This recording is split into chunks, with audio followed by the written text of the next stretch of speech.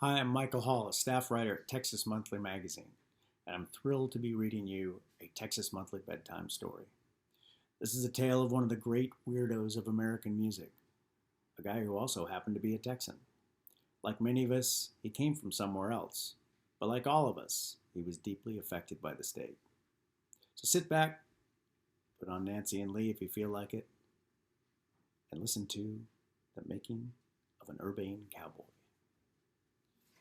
The late singer and songwriter Lee Hazelwood loved to tell stories, and some of them were almost certainly true. Take the one about how he wrote his best-known song. It was 1965, and the then 36-year-old Hazelwood was living in L.A., where he had made his name as a producer and songwriter of hits for the likes of Duane Eddy, Dean Martin, and Dino, Desi, and Billy. According to Hazelwood, he had recently been visiting Port Neches, Texas, where he'd gone to high school, to spend time with family. He went to a club in nearby Port Arthur called the Golden Cask, and there a couple was having an argument. Hazelwood watched as the woman stood up and yelled, "One of these days, these shoes are going to walk all over you," before stalking off. The phrase stuck with Hazelwood, and on the plane home he got out a pen and started writing. The result was one of the defining songs of the era, as sung by Nancy Sinatra in 1966. These boots are made for walking. Now that's one version of the song's origins. In 1967, he told an interviewer a completely different version. The song, he explained, came about because he once jokingly told Sinatra, "You've got fat knees. We're going to have to put some boots on you." Or maybe, as he also claimed, he wrote it as a love song to close a 1965 show at the Tidelands Motor Inn, a famed Houston nightclub, after doing a set that was, as he put it, a cross between hillbilly and Gregorian chants. Hazelwood's refusal to stick to one version of the truth has been a key part of his appeal to three generations of hipsters, Europeans in love with a romanticized version of American culture, and rock stars like Kurt Cobain and Beck. Throughout his life, Hazelwood refused to stick to one version of anything, especially himself. He was a DJ, songwriter, producer, singer, drummer, and guitarist. He was a ladies' man as well as a rambling man, a cantankerous iconoclast known for a baritone voice and a droopy mustache. He was a poet as well as an opportunist, feeling his way through the music industry at a time when it was becoming a big business. He penned a stunning collection of strange, haunting, funny songs that somehow sounded both innocent and experienced at the same time. You'd hear one that was so achingly beautiful, you'd have to stop what you were doing and listen again. And then you'd hear another that was so corny, you'd have to stop listening altogether. He wrote mainstream hits about cryptic sex, summer wine, and LSD, and recorded duets with Sinatra that are among the greatest ever sung. He made dozens of albums and millions of dollars and casually laid the groundwork for some of the coolest sounds of the 60s, and then retired from the music business, and then came back and retired again, and then again. Hazelwood obstinately did everything the way he wanted to, and by the time he died in 2007 at age 78, he was a cult star. Even after his death, he lives on. Over the past 7 years, the influential archival record label Light in the Attic has released a dozen of his albums. The latest, 400 Miles from L.A., 1955 to 56, was released in 2019. Those nascent songs track his time living in Arizona and trying to get his career off the ground. Maybe the oddest and most obstinate thing Hazelwood did, even as he lived the glamorous 60s pop life, and later an extended vagabond existence, moving from state to state and country to country, was to keep returning to Port Neches. The little city in the middle of the Golden Triangle was one of the least attractive places he had ever known, an old-fashioned, conservative place that was the headquarters of Texas's petrochemical industry. But it was there that Hazelwood felt most at home, in the land that shaped his singular, abiding vision of who he was and what kind of music he could make. Barton Lee Hazelwood was born on July 9, 1929, at the beginning of the Great Depression, in tiny Manford, Oklahoma, an oil and gas town 20 miles west of Tulsa. His father, Gabe, was a wildcatter. The family lived near the railroad tracks, and young Barton would sit and watch the trains go by. Homeless people often knocked on the door asking for food, and Barton's mother, Eva, who was half Creek Indian, made them plates of beans and bread. Barton loved hanging out with them. He had a bad stutter, and one of Hazelwood's transient guests helped him cure it, telling him to whistle every time he was about to speak. Mostly, Barton loved hearing their stories. Gabe was a hard-drinking man with a deep voice and a love of books. He was strict. He whipped Barton with a strap for lying, but also had his doting side. He often took the boy fishing and told him stories. When Barton asked his father if a story was true, Gabe responded, "That's not important. Good stories need to be told," something the boy clearly took to heart. Barton revered his father, who would take him out to the oil fields. As he'd watch his father supervise the working men, he waited for his favorite moment, when one of them threw the nitroglycerin into the well. "They'd put the nitro on the ground," he said later, "and the ground started to shake. It felt like the end of the world, and up through this hole come gallons and gallons of oil screaming through the top of the derrick." Afterward, the men would stand around congratulating each other, chewing on tobacco and sipping bootleg whiskey. Barton heard a variety of music around the house and outside of it. "I grew up kind of all mixed up," he once said, talking about music. Eva loved pop, Frank Sinatra, Bing Crosby, Perry Como, while his father was partial to bluegrass and country. Gabe also occasionally booked bands to play at local clubs and dances. He got to know Bob Wills, who had moved to nearby Tulsa, and took Barton to see the father of Western swing play live. Once, he told his son, Wills had draped him around his neck and shoulders as he played his fiddle and walked around the dance hall. To no one's surprise, when Barton bought his first record, it was a country bluegrass classic, Roy Acuff's "Wreck on the Highway." As a wildcatter, Gabe had to follow work opportunities wherever they arose, and he moved Eva, Barton, and Barton's sister Sarah to a series of small towns, including McLean, Texas, and Fort Smith and Paris in Arkansas. They lived like gypsies, Hazelwood would later say, and those nomadic ways never left him. In 1943, when Barton was 14, Gabe ended the wandering by taking his family to Port Neches, a small town of 2,500 in the middle of the Golden Triangle, the Gulf Coast region bounded by Beaumont, Port Arthur, and Orange, that had long been the grimy heart of Texas's bustling petrochemical industry. The Hazelwoods arrived in the middle of World War II, and Port Neches was booming. There were refineries, storage tanks, and factories, as well as a brand new synthetic rubber complex near Port Neches High School. At night, the skies glowed orange from the refinery flares, while the air smelled like decaying cabbage and rotten eggs.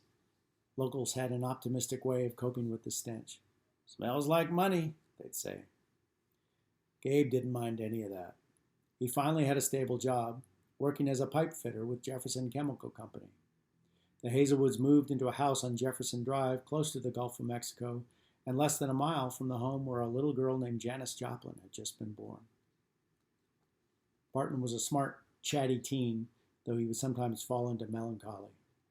"Such moods would haunt him all his life," wrote journalist Wyndham Wallace in his 2015 book, Lee, Myself, and I. Still, he had no problems making friends at Port Neches High School. He and two other teens, Justice McQueen and Jake Derrick, bought a decrepit Model T and fixed it up, turning it into a convertible by cutting off the roof. They painted it blue with bright yellow polka dots and erected a beach umbrella in the center. "We called it the Spotted Ass," says McQueen, who would later move to Hollywood and, under the name L.Q. Jones, become a ubiquitous character actor on 60s and 70s cop shows and westerns. The boys took turns slowly driving the car around town or over the bridge to Orange, where locals would stop what they were doing and stare. Barton already liked to write. He became sports editor at the Pow Wow newspaper and photo editor for the War Whoop yearbook. He liked to read, too, and located an English version of Karl Marx's Das Kapital, not an easy thing to do in small-town Texas in the 1940s. But he wasn't a bookworm. He would take girlfriends to the Jefferson Theater downtown. Then they'd drink Cokes and listen to the jukebox at the Port Neches Pharmacy. His senior year, he began dating Naomi Shackelford, who bore a resemblance to Vivian Leigh and was voted most beautiful girl in the class of 1947. In his senior yearbook photo, Barton looks like a man, not a kid. Hair slicked back, deadpan eyes, and, unlike most of his peers, no smile. All the graduates provided quotes to run next to their photos. Barton quoted Shakespeare, "Let the world slip, we shall never be younger." Even at 17, Barton was thinking about the loss of innocence and the degradations of experience. He had a different outlook, his friend Elton John says. He was always questioning things, like in civics class. He had a lot of questions. Barton, the oddball intellect, also had a dry wit. He was a funny guy, says Billy Heisler, his lab partner in chemistry. He was always popping jokes. And he loved music, listening to it, singing it, and playing it. Barton was initially intimidated by classical music until a high school teacher broke it down for him. He made it as simple as can be, Barton said years later. He enjoyed the soft jazz of pianist Eddie Duchin, who sometimes played the melody of a piece with his left hand. Barton began singing in earnest when he formed, with Jones and Derek, a vocal and comedy group that played around town at churches and community centers. Most of the songs were barbershop quartet tunes like Yes Sir, That's My Baby and Shine On Harvest Moon. Since they were a trio, Barton would rearrange the songs, adapting the harmonies, adjusting the parts, and make them new. Barton was so clever in how he would take an old song and rearrange it, says Jones. He enjoyed it, and he realized he was good at it. We had music nobody else had. The boys were all good singers, but would also tell jokes and do skits. They became so accomplished that the minister at First United Methodist Church, where all three were members, would take the boys around the eastern part of the state to play at church camps. We were a good group, says Jones. We were big hams. Jones recalls that Barton was self-effacing about his abilities.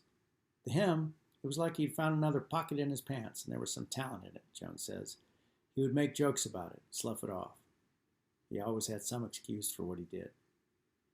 Barton fell in with another group of friends who played and listened to big band jazz, the teenage music of the day. They started a band that played at the high school with Barton on the drums. We were a dance band, says Patty Strickle Harrison, who played saxophone. We were basically a garage band that did standards by people like Glenn Miller. We thought we were hot stuff. On a given night, Barton and his friends would head to the local teen dance hall where the jukebox played Tommy Dorsey, Ella Fitzgerald, Benny Goodman, and Harry James, or hear bands in honky-tonk clubs like the Black Cat, or cross the drawbridge to go to the Pleasure Pier Ballroom in Port Arthur. Music was our world, says Harrison. There was nothing else to do, and it was our entertainment. It made up a great part of our lives. With his father's permission, Barton would go to a nearby blues club to hear touring artists like B.B. King. The Golden Triangle had plenty of blues musicians, and also Creole, Cajun, and country players, men and women drawn to the area looking for jobs in the petrochemical business, who brought along their accordions, guitars, and fiddles. The area became known for the way musicians mixed up and melded their styles. Clifton Chenier, originally from Louisiana, moved to Port Arthur in 1947 and was playing blues and R&B along with Creole music decades before he was crowned the King of Zydeco. Gatemouth Brown, 5 years older than Hazelwood, had grown up near Orange, playing fiddle in Cajun bands and drums in swing bands before finding fame as a blues guitarist. Living in the Golden Triangle, it was impossible to escape the mingling of musical tastes, especially for a curious kid like Barton, who was already all mixed up. Like many of the other ambitious young people around him, Barton wanted to get away from Port Neches as soon as possible. He found the town's conservative religious ethos oppressive. Anything that was fun had to be automatically sinful, he said later. I can think of nothing we did that was a pleasure that they didn't say, you shouldn't do that. At the time, Barton wasn't thinking of a career in music. He wanted to be a doctor. He began taking pre-med classes at Lon Morris College, a private 2-year Methodist institution in Jacksonville, Texas. Unfortunately, the Cold War was heating up, and before Barton could finish his first year, he was drafted and sent to Camp Hood in Killeen as a member of the 2nd Armored Division, General George Patton's famed Hell on Wheels unit in World War II. He joined the division's military band as a drummer and spent the next 18 months in Killeen. When his stint was over in 1949, he returned to Port Neches, and he and Naomi married. But the next year, war broke out in Korea, and Barton was called back and sent overseas. He joined Special Services, served in the Armed Forces Radio Service for 8 months, and spent time at the front lines. He later told Wallace that the war taught him 2 things, how to run and how to cry. Whatever he saw deeply traumatized him, says Wallace. But Barton had found his calling. He loved being on the radio, spinning records, and entertaining people. Back in Port Neches, he told Naomi that he wanted to be a professional broadcaster, so they moved to Pasadena, California, where he used the GI Bill to attend broadcasting school. Upon graduation, he got a job at KCKY, an AM pop music station in Coolidge, Arizona. He was now going by his middle name, calling himself Lee Hazelwood.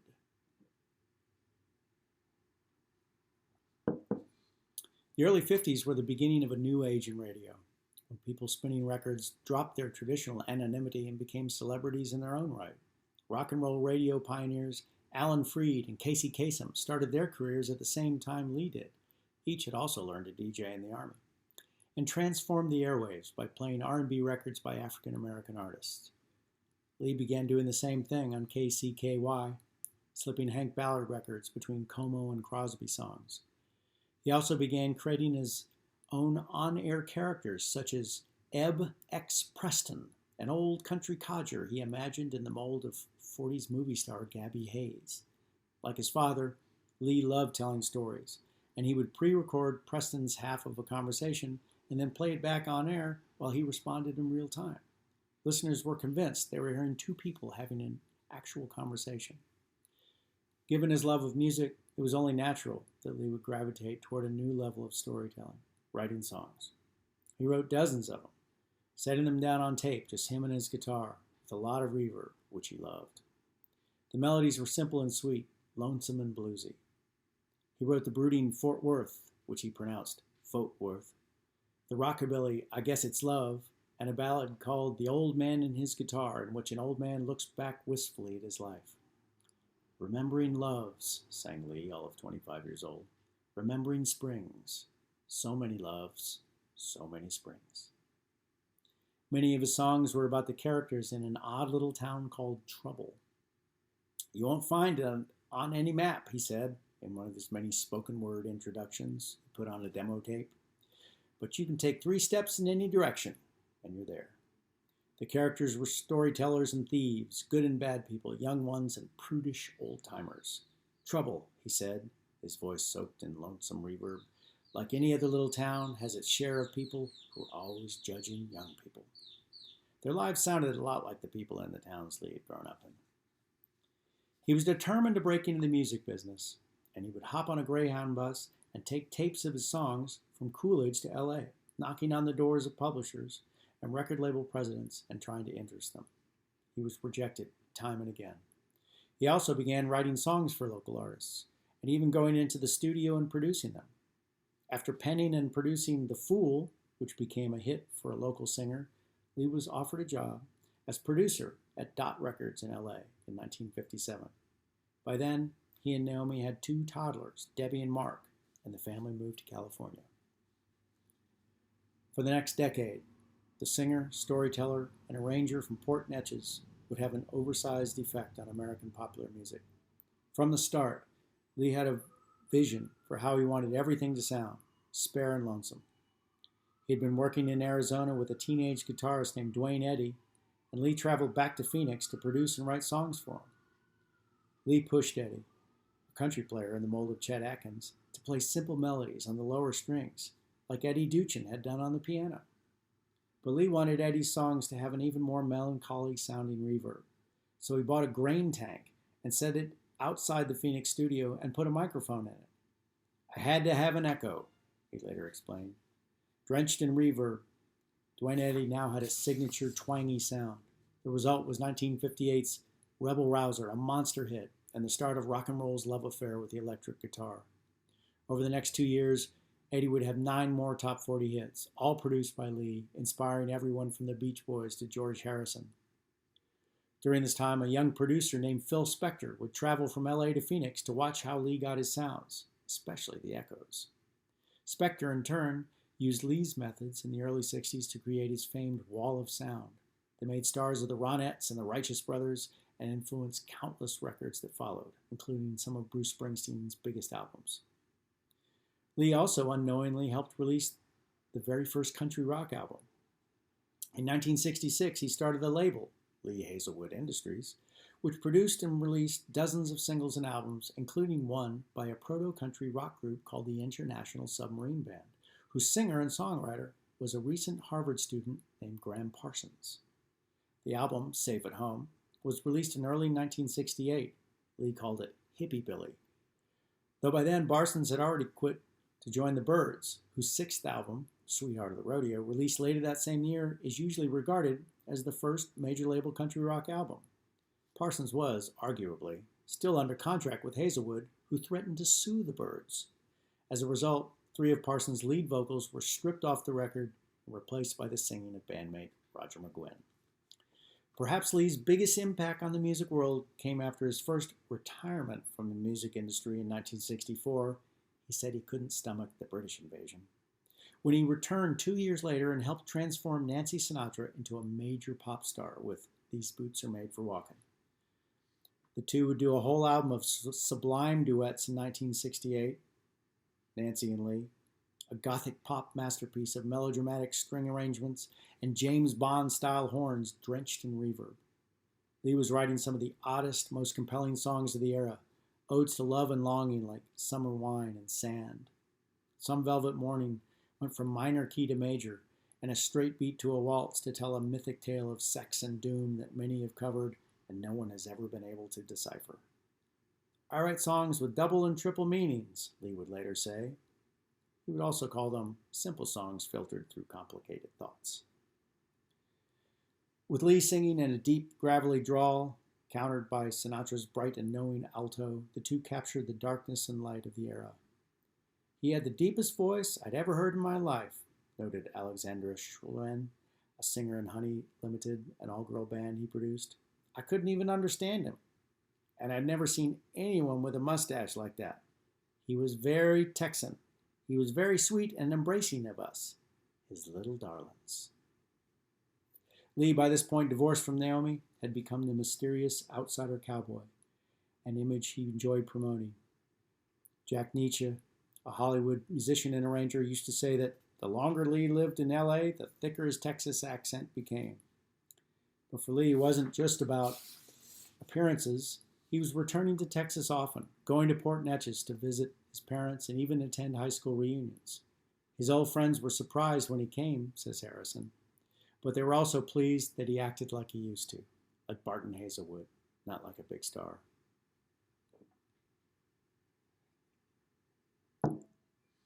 Though Lee was pleased with the fortune he'd made, he didn't care as much about the fame or Hollywood. By the end of the 60s, he was an old man at 40, one who had lived through the Depression, World War II, and Korea, and paid more than his share of music business dues. So in 1969, with dozens of hits and a recent album with Anne Margaret called The Cowboy and the Lady, he'd also done a couple of folky albums and a surf album, he moved to Sweden. He told his high school friend Elton Jones that he was worried about his son getting drafted to go to Vietnam. I'd rather my kids be in Sweden making love instead of war, Jones remembered him saying. In Sweden, Lee embraced his cowboy persona fully and was embraced in return. In 1970, he starred in a one-hour flick for Swedish television called Cowboy in Sweden, a trippy film that featured a soundtrack full of his psychedelic pop country songs. Lee became a TV star in Sweden, made more albums, and narrated a bizarre documentary about his life called A House Safe for Tigers. The film tracked one of his return visits to Port Neches, this time in the mid-70s. Alcohol is the only way to fly back to Port Neches, Texas, Lee intoned in a deep voiceover. A town no one ever came from. I'm not sure I really left. The camera showed him wandering the streets of the town, through the weeds of a shuttered gas station, peering into the grimy windows of the local theater and drugstore. Lee, closing in on 50, was in a ruminative mood, contemplating youth and death. Flowers get to come back every year, he said, but the gods played a joke on us. We never get to come back. Returning to Sweden, Lee retired again from the music business and moved around some more, Paris, Hamburg, among other cities, before winding up in Glendale, Arizona, where in 1993 he met a 30-something woman named Jean Kelly. The two hit it off. She didn't know who he was at first, and he got a kick out of the fact that she had won a junior high school talent contest by singing These Boots Are Made for Walking. Soon they were living together. He was sharing everything about his life with her, his ups and downs. He was angry with the music industry. Kelly says. He felt it had shunned him because he did what he wanted to do, not what was the latest trend. It wasn't long before Lee and Jean, an army brat from Killeen, began wandering the world. Phoenix, Spain, Las Vegas, Ireland, Florida. We'd stay for a year, Lee would tell her. We'll stay for a year, Lee would tell her. If we like it, we'll stay. Sometimes he'd get bored. Other times, he just didn't want people to know who he was. But 2 decades into his retirement, the pop world finally caught up to the obscure old fuck, as he liked to call himself. Through the 80s and 90s, bands like Nirvana, Pulp, and Sonic Youth discovered Lee, covered his songs, and sought out anything they could find about him. In 1999, the Smells Like label, which was founded by Sonic Youth's drummer Steve Shelley, began reissuing his old records. All that attention seemed to wake him from his resentful slumber, and in 1999, he made something of a comeback, putting out an album of old jazz and pop standards he had heard as a boy. The title was Pure Lee, Farmished, Flatulence, Origami, Arf, and Me. He followed it with a performance at London's Royal Festival Hall, playing for a whole new generation of fans, as well as old-timers like himself, and then a European tour in 2002. Wallace remembered, people treated him like a lost messiah returning from the desert. In 2000, at age 71, he returned to the Golden Triangle with Jean. I want you to see where I came from, he told her. The two rented an apartment in Port Arthur, 3 miles from his teenaged home, and spent the next year living there. He drove her past his old house as well as the spot where Janis Joplin's home used to be. They spent a lot of time with an old friend, Ira Scoggins, a pharmacist, and the two would go to Louisiana to gamble. Lee and Jean would also head across the bridge to the riverboat casinos or rent a boat and go out on the Gulf. They would drive to Billy Joe's Barbecue in Port Neches or various Cajun restaurants. Occasionally, Lee would see old friends in public, sit and talk with them, rehashing old times. Jean was struck by how much he still missed his parents. Each had died in the 70s, and by how much he enjoyed being back home. Wallace, who spent some time visiting Lee in Port Arthur, agreed. He had an intense affection for the place, Wallace says. I think it was attached to his fondness for his parents, and also the music he had heard there. I think it was an affection for his childhood. You hear this innocence running through his work, a strong attachment to his childhood, a time before things got complicated. But Lee couldn't stay in any place too long, not even the one where he felt most at home. His rambling ways got him moving again, back to Florida and finally to Las Vegas, where he died of renal cancer on August 4, 2007, not long after marrying Jean in a drive-through ceremony. He was a Texan at heart, Jean says, just like me. She remembered a European tour stop where Lee was furious to discover the backstage food was all vegetarian. I'm from Texas, Lee yelled. We eat dead animals. I want dead animals on this table in 20 minutes, or I do not go on stage. The meat arrived, and Lee performed. He was rude and sweet, innocent and depraved, proud and bitter. He absorbed everything he heard, saw, and read, from Port Neches to L.A. to Stockholm, and then he made his own music in his own defiant way. The cowboy hat was just for show, as it is for most Texas singer-songwriters. The man who wore it was a lot more complicated. All right. Thank you for listening. Now go to sleep.